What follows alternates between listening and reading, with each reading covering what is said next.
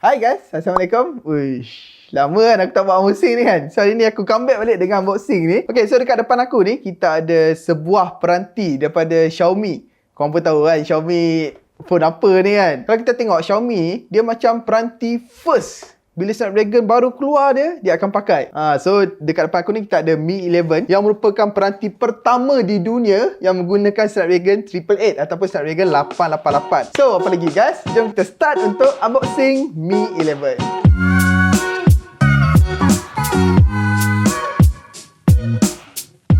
Okey, kalau korang tengok kat sini, kita ada 11, nombor 11 kat sini, menandakan sudah generasi ke-11. Xiaomi mengeluarkan peranti flagship mereka. Lepas tu kita ada 5G dan juga sound by Harman Kardon.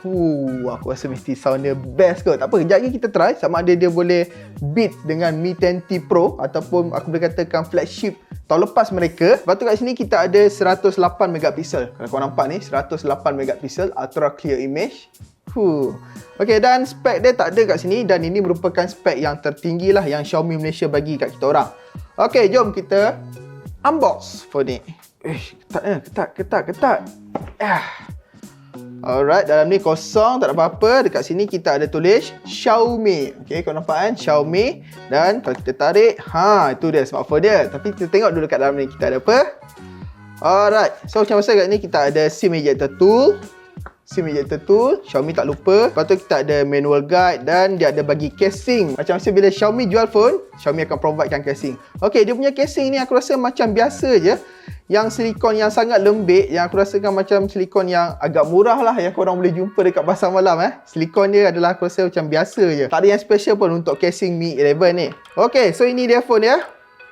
Ini ke the first device yang menggunakan Snapdragon 888. Alright, so dalam ni kita ada dia punya pengecasan dia, kabel USB.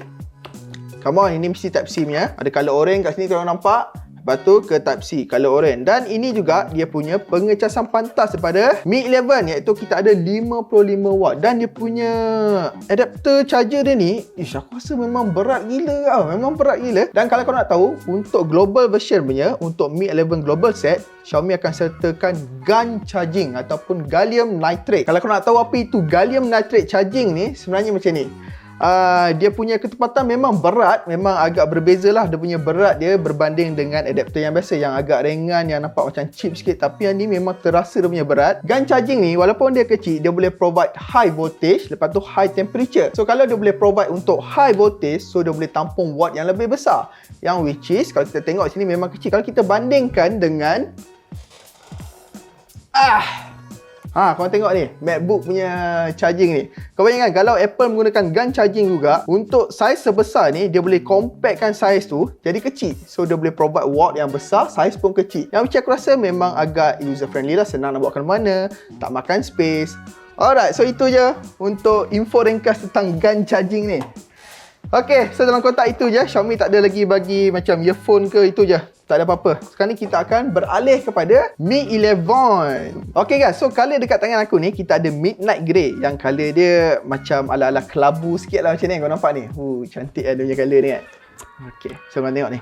Dekat belakang ni, dia ada tulisan Xiaomi. Kalau korang perasan kat sini, memang agak gelap sedikit. Ada Xiaomi 5G. Lepas tu dekat bahagian belakang ni, kita ada 3 tetapan kamera utama. 1, 2, 3. Yang last kali ni aku rasa confirm untuk makro. Aku tak tahulah kenapa smartphone sekarang perlu letakkan macro lens.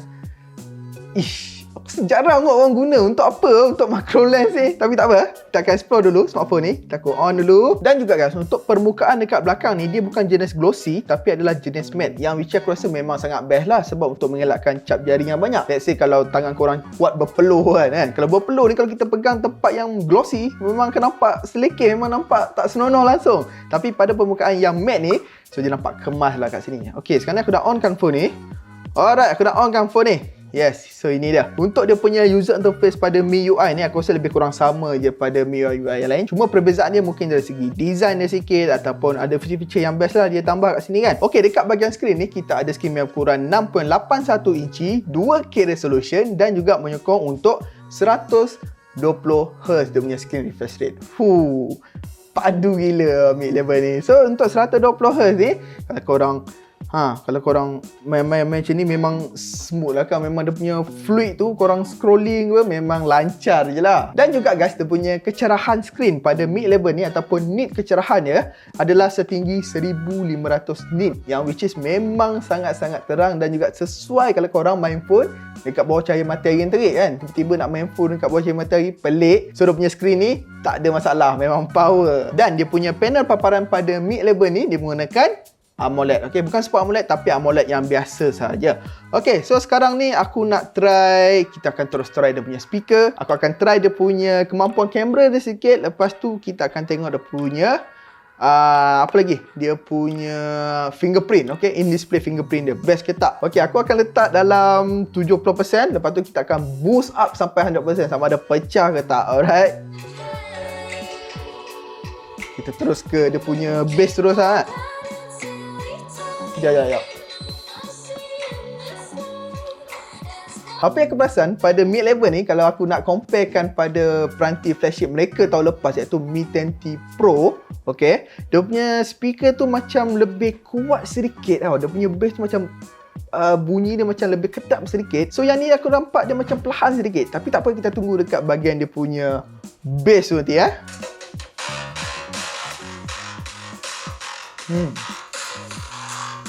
Dia punya speaker dia macam macam mana aku nak cakap ni, dia macam kurang padu sikit lah kalau agak mendap sikit, betul-betul agak mendap sikit kalau kita nak comparekan pada Mi 10T Pro. Tak apa, aku akan try buka 100%. Yang ni aku set dalam 70% dia ni. Kita akan try buka kuat sikit lah kan.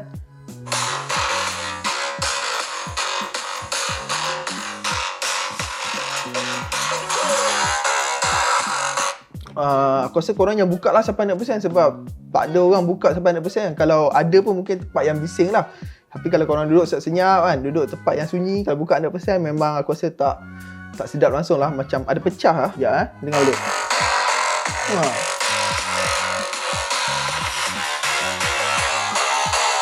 Aku rasa kalau korang buka dalam 80%, 70%, aku rasa dah cukup lah. Dah menedayu dah dengar kat telinga tu. Okay, so untuk dia punya speaker kita pun dah test. Alright, sekarang ni aku nak try dia punya prestasi screen kan. Memandangkan dia menyokong untuk 2K 120Hz. Dan aku rasa pesaing yang terdekat dia, kita tengok spek screen tu adalah ni. Samsung S21 Ultra. Okay, ini flagship aku rasa paling premium Samsung hasilkan ni. So kita tengok side by side dia punya quality screen dia. Adakah boleh tandingi Samsung kan? Tapi aku rasa Samsung ni padu screen dia. Okay, sekejap aku tengok video dulu. Tapi sebelum tu, aku akan tunjuk korang dia punya screen pada Mi 11 dulu lah sebelum kita buat comparison dengan S21, okay? Sebab of course lah kalau korang nak beli Mi 11 takkan lah tiba-tiba buat comparison terus kan.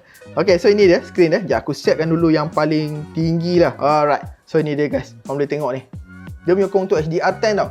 So korang tengok ni, dia punya colour, dia punya vivid, dia punya detail dia untuk 2K screen ni aku memang sangat aku suka dengan 2K screen. Memandangkan aku pun sekarang guna Pixel 4SL kan. So Pixel 4SL pun pakai 2K screen. So bila aku try main phone guna 1080p, aku nampak sikit berkabur-kabur screen tu. So bila aku tengok yang ini untuk 2K ni, kau tengok ni, bukan main sharp.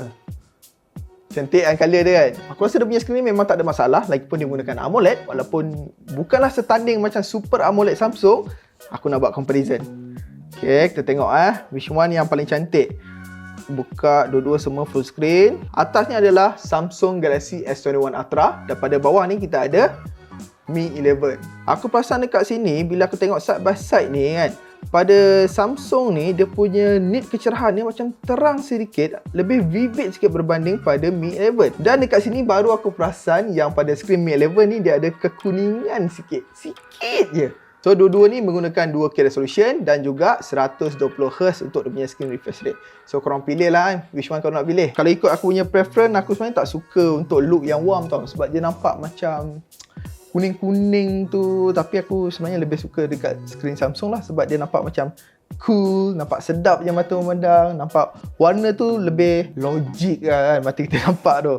Okay, so untuk skrin ni masing-masing mungkin ada preference masing-masing lah. Mungkin Samsung ada tweak dia, mungkin ada tweaking dia punya, inilah look Samsung dan ini adalah look Xiaomi Mi 11. Okay, so dua ni mungkin dah lain device, takkan nak nampak sama kan, so tak ada special lah kat situ. Okay, selepas kita tengok dia punya prestasi skrin, dan sekarang ni aku nak try dia punya capability kamera ataupun kemampuan kamera pada Mi 11 ni. Sebelum tu aku akan terangkan kat korang dia punya spek ringkas pada Mi 11 ni, kamera dia. Okey, kat belakang ni kita ada kamera utama dia, kita ada apa ni? Kita ada 108 megapiksel f1.9 iaitu jenis wide dan juga menyokong untuk optical image stabilization. Yang kedua kita ada 13 megapiksel f2.4 jenis ultra wide dan yang last kali ni kita ada 5 megapiksel macro lens. Kan betul cakap tadi? Alright, so dekat depan ni kita ada jenis kamera punch hole kat sini, nampak ni? Pendapatan kamera selfie 20 megapiksel f2.2 jenis wide. Okey, sekarang kita akan try dia punya prestasi kamera lah. Okay, first kali aku akan ambil selfie dulu. Kita try selfie dulu kan. Okey, dan untuk kamera utama dia, jap. Aku rasa aku nak pergi keluar dulu. Kita ambil shot-shot yang menarik kejap. Tunggu jap. Ni jap. Alright guys, so aku dah settle ambil beberapa keping gambar untuk Mi 11 ni. Sebenarnya aku macam terkejut juga untuk 108 megapiksel pada Mi 11 ni sangat detail tau. Sangat detail. Bila kau ambil shoot gambar tu boleh nampak jerawat ke kan. Okay, so untuk kamera selfie ni apa aku nampakkan dia ada dia punya beauty mode tu. Tapi at the same time dia akan cuba letakkan sedikit detail kat sini. So kat sini muka aku still nampak flawless tapi at the same time dia detail. Okay, kita akan tengok untuk kamera utama dia. Okey, yang ini adalah untuk gambar low light, okey. Untuk gambar low light ni apa aku boleh cakapkan dia punya kontras agak sedikit pekat dan dari segi detail dekat sini aku nampak ada sedikit soft sedikit kat sini. Dan dekat sini bila aku tukar untuk 108 megapiksel, kita bermain dengan lighting sedikit untuk gambar Haikal ni. Kau tengok ni kat sini. Dia punya detail dia. Kau tengok tu nampak macam si nampak macam si Haikal ni macam dah umur berapa? 45, 50. Dia sangat detail tau. Kalau korang zoom ni boleh nampak, boleh jadi macam oversharpen juga. Boleh jadi macam oversharpen. Tapi detail dia ni macam wow. Dan kalau mana-mana korang yang ambil gambar untuk portrait, gambar orang portrait, aku tak tahulah gambar ni dia sesuai ke tak kan. Sebab dia nampak macam tu korang kena retouching balik untuk softkan sikit muka tu. Normal punya yes yang ni. Normal punya kalau korang tengok ni, okay, so ini normal dia. Okay, normal dia kat sini. Normal dia pun normal dia kat sini. Kalau korang tengok juga still sangat-sangat sharp. Yang aku sangat wow, impress juga. So, kamera Mi 11 ni kalau korang buat shoot untuk landscape, buat street photography, aku rasa maybe ni akan jadi smartphone yang ramai orang minat untuk buat fotografi kot. Okay, dan ini pula untuk ultra wide dia. Ultra wide dia aku kat sini aku boleh katakan biasa je. Dan tak ada bending kat sini. So, dia dapat control punya bending tu tak nampak sangat bengkok-bengkok dia punya line dia. Tapi nice kat sini. Cuma dari segi detail dia tak macam 108 megapiksel kamera utama dia lah. Okay, dan ini adalah gambar tu lagi. Gambar Z ni. Korang tengok ni. Betapa detailnya shot ni. Aku agak impress jugalah untuk Mi 11 ni. Okay, dan juga guys aku nak explain kat sini dia punya feature yang best. Kalau kita tekan dekat more ni, kita ada movie effect. Movie effect ni kalau korang tengok kat sini, kita boleh buat dolly effect, kita boleh buat slow shutter effect kalau korang shoot video. Lepas tu kita ada time freeze. Time freeze ni macam mana ni? Time freeze ni, yang best ya. Korang boleh stopkan motion dekat sekeliling korang yang bergerak. Best juga lah dekat ni. Lepas tu kita ada nighttime landscape macam biasa. Bukan nighttime landscape, nighttime lapse. Lepas tu kita ada parallel world. Parallel world ni dia akan korang buat. Korang dah tengok cerita apa tu? Leonardo DiCaprio. Aku lupa lah movie tu. Yang dia Inception ke Interstellar. Lebih kurang lah mana-mana lah. Lebih kurang. Okay, so itulah parallel world punya effect. Nice juga lah. So mana-mana korang kreatif nak buat TikTok tu kan, mungkin korang gunakan efek ni untuk video TikTok pun nampak lebih profesional. Okay, so itu je dia punya capability kamera untuk Mi 11 ni. So overall aku boleh puji dari segi dia punya detail. Memang sangat sharp untuk Mi 11 kali ni. Apa yang aku nampak untuk Mi 11 ni macam ada improvement sedikit berbanding dengan Mi 10T Pro. Kalau sebelum ni dia punya gambar agak sedikit soft, tapi untuk Mi 11 ni memang sangat-sangat detail. Serius aku cakap. Okay guys, so selepas aku berbual panjang sangat dengan korang ni kan, so apa spek untuk Mi 11 yang pada kita orang ni. Okay, so ini merupakan spek yang tertinggi, iaitu macam biasa dia menggunakan Snapdragon 888. Okay, Snapdragon yang terbaru daripada Qualcomm untuk tahun ni. Dan juga kita ada 12GB RAM. Dan lepas tu kita ada 256 dia punya storage dalaman. Dan dia punya bateri kita ada sebesar 4600 mAh. 4600 tu aku rasa tak adalah kecil sangat dan tak adalah besar sangat. Aku rasa 4600 tu cukup okey kot kan untuk korang kalau nak buat penggunaan satu hari. Tambah pula dengan skrin AMOLED yang jimat tenaga, aku rasa 4600 tu okey. So kalau korang nak tengok dengan lebih detail nanti, kita orang akan ada buat review untuk Xiaomi Mi 11 ni. Okay, oh aku lupa. Sekarang ni kita akan try dia punya fingerprint scanner dah. Laju ke tak kan untuk in-display dia ni. Alright, selepas aku dah register face unlock aku dengan in-display fingerprint. Dan sekarang ni mari kita tengok kelajuan bila kita unlock pada Mi 11 ni. Okay Okay, 3, 2, 1 and go. Ini untuk face unlock tau. Laju Sila 3, 2, 1 and go. Laju kan. Okay, dan sekarang kita akan test dia punya in-display fingerprint. Dia tak ada laju mana. Dia still macam membaca tu. So okay guys, so itu je untuk unboxing ataupun pandang pertama aku ataupun first impression aku untuk Xiaomi Mi 11 5G ni. Dan kita orang akan ada buat full review untuk smartphone ni. So korang tunggu siapa yang akan review untuk Mi 11 ni. So ini adalah pandang pertama je. Korang jangan cakap apa ni video tak lengkap. Jangan. Ini korang pun dah lama kan. Ini baru unboxing kan. Aku pun study pun macam just tengok kertas. Sap terus buat video ni. Okay, so korang tunggu je nanti untuk full review. Dan macam biasa guys, aku akan jumpa korang dalam video yang akan datang. Bye-bye. Video dah habis. Apa lagi? Like, share, subscribe, follow wiser.my. Kalau nak tengok video yang lain, boleh tengok mana-mana yang korang nak pilih. Sekian, terima kasih.